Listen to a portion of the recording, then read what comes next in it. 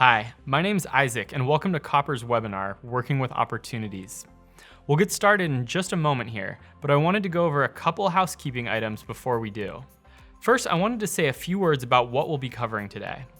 This webinar was designed for people who are new to Copper, new to CRM in general, or who have only been using Copper to manage their contacts and communications, but are ready to make the jump and start tracking their processes like sales and onboarding in Copper as well. With that in mind, this will be a high-level overview of pipelines and opportunities. At the end, we'll address some of the most frequently asked questions that we receive about opportunities and pipelines. Having said that, let's take a look at our agenda. Today, we'll start by talking about the benefits of tracking your sales or other processes with opportunities, so we understand why this is important. Then, we'll go over key definitions for what opportunities and pipelines can represent and what they can actually do for us. Next, we'll go over some best practices and a breakdown of a common pipeline, followed by an overview of some of the advanced topics like filtering and automation. We'll then switch to a screen-shared demo of a typical sales cycle tracked in Copper, so you can apply what we've learned and see it in action. Finally, we'll look at a few different industry examples to help you start thinking about how to apply these concepts to your own business, as well as what your next steps are. Then we'll be ready for the Q&A, where we'll go over some of our most frequently asked questions. So, why should you be tracking your sales and processes in Copper at all? It's a totally valid question to ask, so we wanted to start by addressing it. Keeping track of this data helps you to be more efficient in your processes, recognize bottlenecks or pain points, and ultimately improve your business, which helps it to succeed. The benefits boil down to four main categories: organization, transparency, reporting, and knowing your next steps.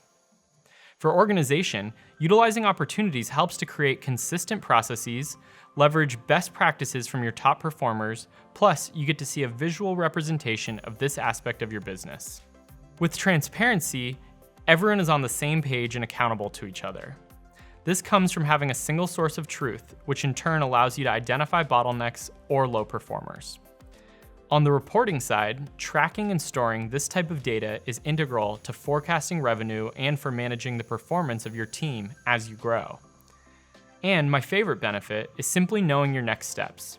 If you're using your pipeline to track deals, you're able to identify where in the process most of your revenue is sitting, which in turn helps you to understand what needs to be done to keep up momentum. For example, if your deals keep getting stuck right after you send a contract or proposal, you'd be able to easily identify that and decide if you need to reevaluate your pricing model.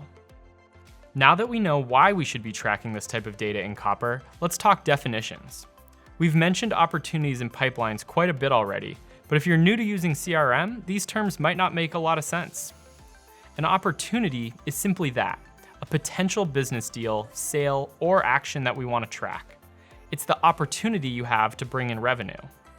A couple of key parts of an opportunity are its value and its close date. The value is the amount of revenue that would be brought into your business if you win this opportunity. While the majority of times an opportunity carries a value, it doesn't necessarily have to. For example, internally at Copper, our sales opportunities have a value associated with them, but our onboarding opportunities do not. For onboarding, the opportunity is simply won or lost, depending on if we're able to successfully schedule and implement onboarding with a new client. The close date is the projected date that you think you'll win the sale. It helps with forecasting revenue for your business and helps you to keep up momentum in the sales process and know where in the process a deal should be at this point. An opportunity also helps you to keep track of vital information such as the primary contact, additional involved parties, a log of any and all communications, and any other data you want to store about this potential sale. Finally, opportunities move through a series of business stages known as a pipeline. A pipeline is how we represent your business process from when you've qualified a lead or prospect all the way until you win their business. In a sales environment, this might be when you book revenue from a deal. Your pipeline consists of several stages that represent concrete milestones in your sales process, or the steps involved in winning or completing whatever process you're tracking. This can be things like scheduling a demo or a specific type of meeting, sending out a contract, agreeing on a price after negotiations, or verifying that something has happened. Now that we're familiar with what opportunities and pipelines represent, let's talk about some best practices for using them. First, we recommend using opportunities to store important bits of information about the deal or project that you're tracking. And there are a few data points it's always best to include. Whenever possible, include the close date or the date you think the deal or project will be complete. Again, this will allow you to forecast in your reporting.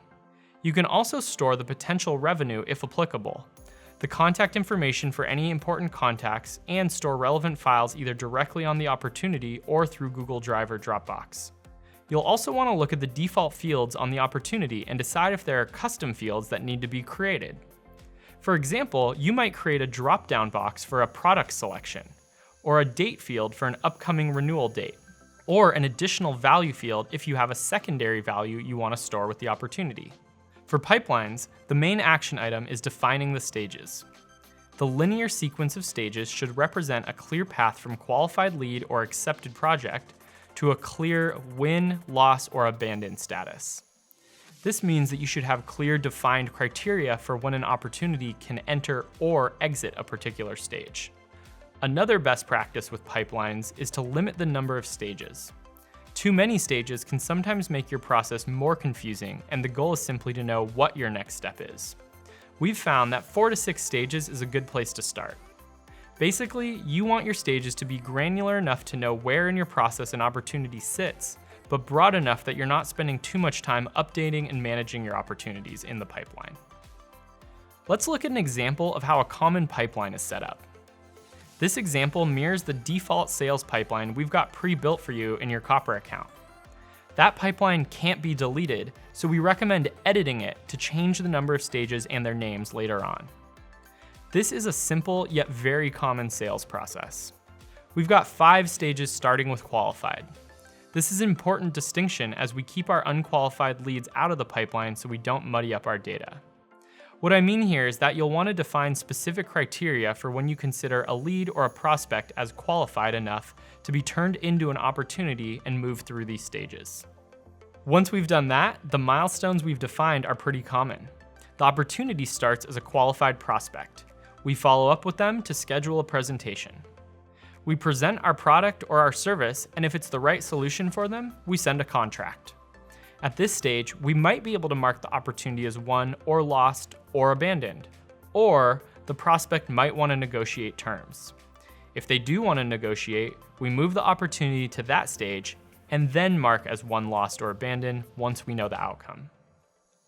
We've talked about the basic aspects of using your pipeline, but there's even more functionality than we've discussed. Pipeline filters are important aspects of staying organized. They let you keep all of your sales data in the form of opportunities in one place, while allowing you to segment that data and look at portions of it. Some examples of criteria you might filter your pipeline by are type of product or service, geographic location, date ranges, which of your sales reps is working it, or you can view only your own won, lost, or abandoned opportunities. In these cases, using custom field dropdowns instead of a new pipeline makes the most sense. You can also automate many common opportunity actions using our workflow automation feature. For more information on this feature, please look up workflow automation on our knowledge base or attend one of the webinars we host for it. Now, let's take everything we've learned so far and see it in action. In a moment, I'll switch over to my Copper account and we'll go through the process of converting a lead into an opportunity, moving it through the stages, marking it as won, and finally looking at the data it produces in one of our in-app reports. First, let's take a look at our leads section. We know we've been speaking with David here and he's expressed interest in our services. We know this from the notes that have been left on his contact record. Because we know that David is a qualified lead, we're ready to convert his lead record and create an opportunity. To do this, we'll click Convert Lead, enter any additional details we know, and watch as we create a person record for David, a company record for his company, and an opportunity record which will land in our first pipeline stage, Qualified. We can now view the opportunity record and are able to log any additional details, notes, or activities. Now, we'll switch to our pipeline view, and as we progress with this opportunity, we'll move it through each applicable pipeline stage. As we do this, we can of course add notes and comments along the way and can create any tasks as necessary.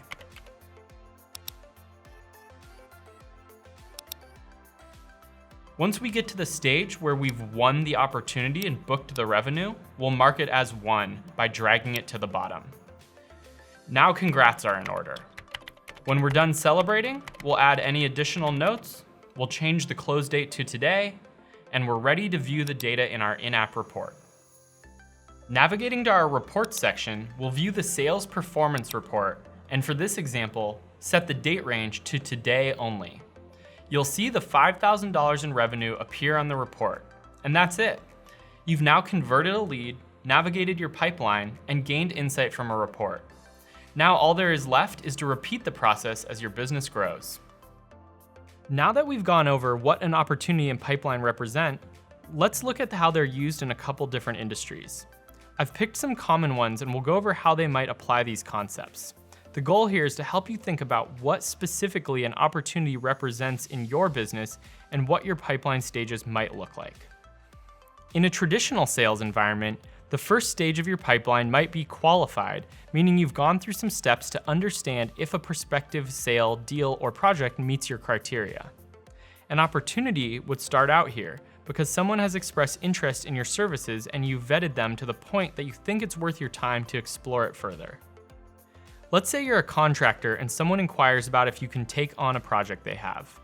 You'd likely have some questions for them about the scope of work before you get into any formal negotiations or an exploration of costs. If the project is not something you'd take on, no problem. That contact would never become an opportunity.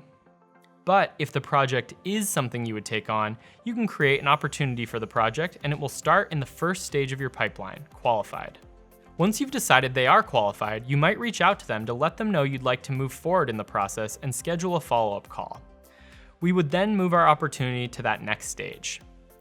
After that, we might schedule a presentation on our plans for the project with our estimated costs. This would mean it's time to move our opportunity to the presentation phase. Next, we send a contract for review, followed by a round of negotiations. Once the cost has been accepted and the contract signed, we can mark our opportunity as won. If you're interested in a deeper dive, we've got a great case study for why Rasco, a fire-resistant clothing company, moved to copper when they realized new sales and existing customers were falling through the cracks. For each industry example, you can check out the Copper blog for a deeper dive.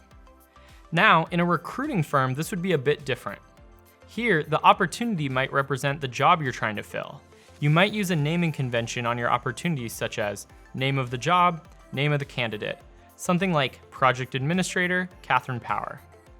These stages represent the specific process that this recruiting firm already has in place. They create an opportunity once they know that a candidate is qualified enough to have a phone interview. The subsequent stages represent additional in-person interview rounds, followed by a reference check and an offer letter. Once the offer letter is signed and we know the job is filled, the opportunity can be marked as won. Be sure to check out our case study on the Copper blog for how Swing Search and Talent made the switch from chaotic spreadsheets to managing their staffing process in Copper. In a real estate environment, your opportunity will likely represent a property that is either being bought or sold. This may be one of the situations where you do have two pipelines, one for buying and one for selling, as the stages of those two processes are likely different. You will also notice there are more stages than normal, which is warranted for industry-specific needs.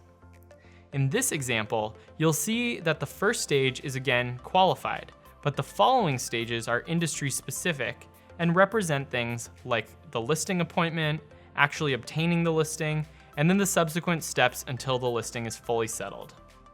In this example, you'll see that the first stage is again qualified, but the following stages are industry specific and represent things like the listing appointment, actually obtaining the listing, and then the subsequent steps until the listing is settled.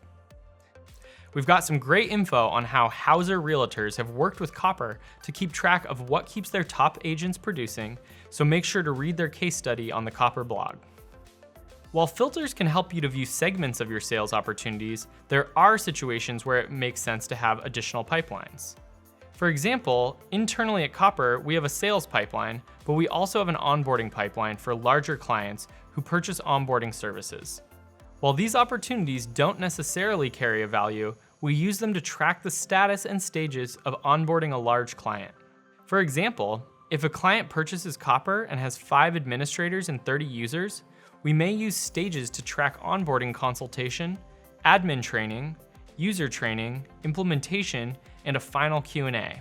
Other situations that may warrant a second pipeline are keeping track of renewals, account management, non-sales projects, or in the case of real estate, you may have one pipeline for selling and one for buying, as the stages likely differ. Now we wanted to take some time to go over frequently asked questions. We compiled 5 of the top questions we receive about opportunities and pipelines from Copper users who are new to using them. We'll go over the question and then switch to a screen share so we can apply the answer to a real Copper account. On to our first question. How can I create or edit my pipeline stages? Let's switch to my demo account for this. To start, we're going to navigate to Settings and then Pipelines. You'll notice that by default in your account, we have 2 pipelines already created, Sales and Business Development. Because at least one pipeline has to exist in the system, we can't delete the sales pipeline. But you can delete the business development pipeline if you'll only be using one pipeline or if you plan to create a second different one. If you need to delete, simply click the trash can icon. We can then view the stages as they currently exist. To rename a stage, click the line and enter new text. To add stages, click Add Stage at the bottom. You can also set a win probability percentage for each stage. This factors into our weighted reports. For example, if you have $10,000 sitting in the qualified stage, the regular report will report it as $10,000, while the weighted report will only report it as $1,000, as we know there's only a 10% chance of it closing. There's no magic formula to determine these numbers, and if you're not tracking deals or don't want to use them, you can just leave them blank. When you're finished, click Save and we can go see our changes reflected in the pipeline. We'll click Opportunities from the navigation panel to view our modified pipeline. Our next question is, how can I alert or update my colleagues to changes on a deal I'm working? This is a great question, as collaboration is absolutely at the heart of Copper. Luckily, we have some great tools to help your team collaborate and stay up to date with what's happening with each deal or project you're working on. Going back to our pipeline, let's say that we move our opportunity into the contract sign stage and we want to alert a colleague. After dragging it to that stage, we can click into an opportunity to bring up the activity log. We can start by tagging the colleague we want to alert by typing the @ symbol and selecting their name. Next, we'll add our note and save. Depending on Perry's notification settings, as soon as she is tagged in a note, she'll be alerted via an email, a notification in the Copper web app, and/or a mobile notification. Once that's saved, other colleagues are able to both start a comment thread and add an emoji for a quick reaction to this update. Our next question is concerning opportunity statuses. The question is, what does the abandoned status mean and when should I use it?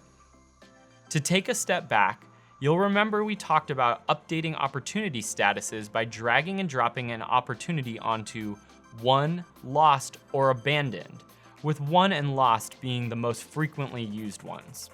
When an opportunity is marked as won or lost, it will show up in reporting, contributing to won revenue, or your overall won or lost rate. When an opportunity is marked as abandoned, it will not show up in reporting, and thus abandoned can act as a bit of a limbo. A related task to follow up is also common when marking something as abandoned. The usage of the abandoned status can vary greatly from organization to organization. One example has to do with timing. You may be working a deal and it all looks great, and then your primary contact lets you know that while they do intend to move forward, they'll have to push the timeline back. This may be because of an internal timing for them or a budgetary reason. In this example, you know that you may want to revisit this opportunity in 6 months, so you want to keep a record of it. but you don't want it cluttering up your active pipeline. This again would be a great time to mark the opportunity as abandoned and set a task to follow up at the time your contact wants to revisit. Next up, we often hear that there can be some confusion around when it makes sense to create a second or additional pipeline, and when it makes sense to have one pipeline and filter your opportunities by specific criteria instead.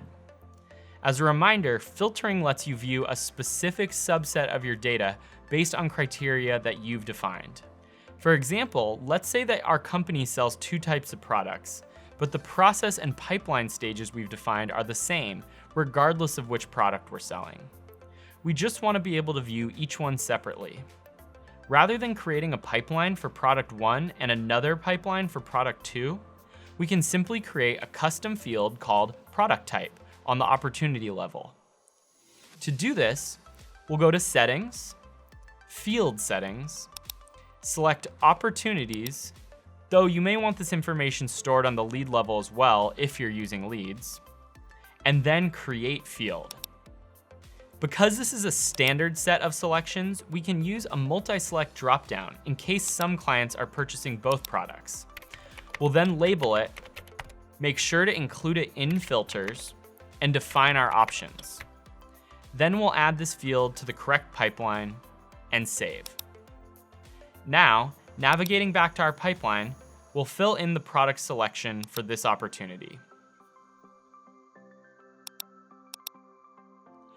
When I want a pipeline view that only includes opportunities that include product 1, I can click this icon to filter my pipeline. For this example, I'll only filter by product type, but as you can see, I can also filter by things like date ranges, owner, stage, etc. As this is a filter set I'm likely to want to use in the future, I'll save it, give it a name, and then it will become available in the dropdown in the upper left corner of my pipeline. Now I can define exactly what I want to view in my pipeline with specific filtered views saved for future reference. All of my revenue is stored in one pipeline, but when I go to view reports on my pipeline, I can also filter by the product type field I created, again, only viewing a subset of my data. Let's look at an example of an instance where it actually does make sense to have 2 pipelines. Going back to our basic definition of what a pipeline represents, your pipeline and stages represent the linear milestones of your sales or project process.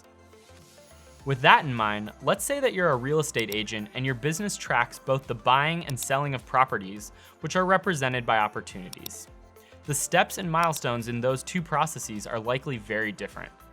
Since you can't track all opportunities in the same pipeline due to the different steps in your process, you know that this is an instance that you can create 2 pipelines.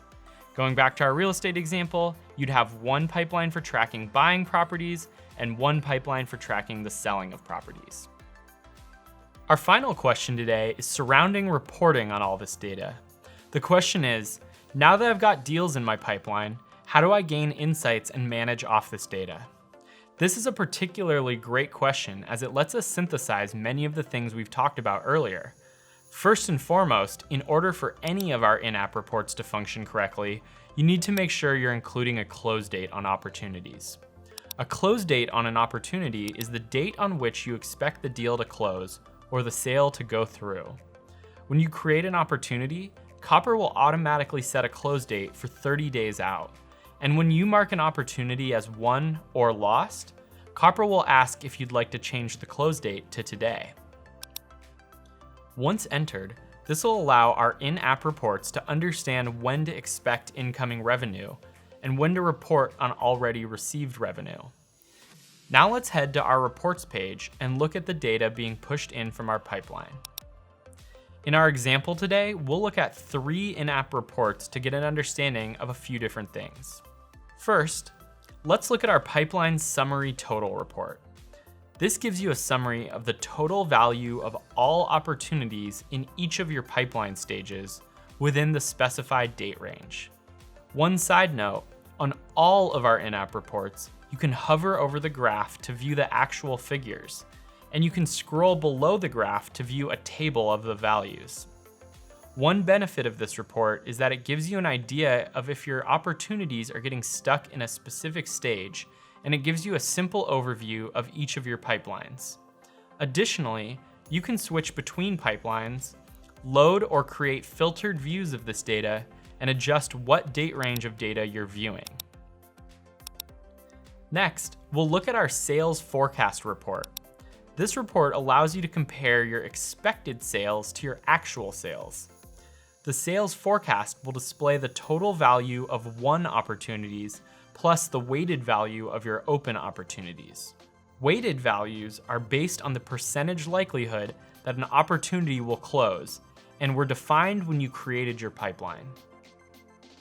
Hover over the bars in the bar graph to compare the value or count of opportunities you hope to close versus the won opportunities you have closed in the specified time frame.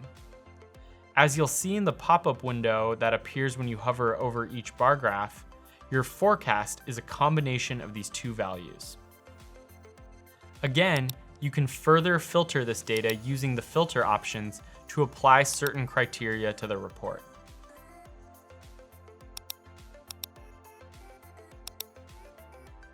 Another useful report is the Sales by Source report. This report lets you view either the combined value or count of your opportunities based on the source you've entered. Sources are defined under Settings, Sources, and it lets you track the original source of where this business came from. This is helpful as you track leads and opportunities that come from an advertising campaign versus word of mouth, versus cold calling, versus emails. This report lets you compare each source you've defined and understand what percentage of opportunities are open, won, lost, or abandoned for each source.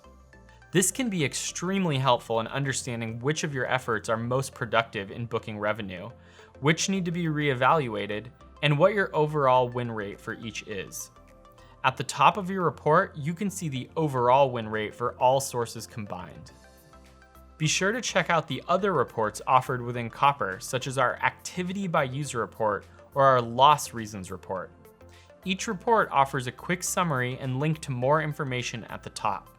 As you begin to gain insight and better understand the performance of your business, these reports will become even more important, and we encourage you to check out custom reporting options with Copper as well. And that's all we have time for today. We appreciate you and thank you for listening in on our Opportunities and Pipelines webinar.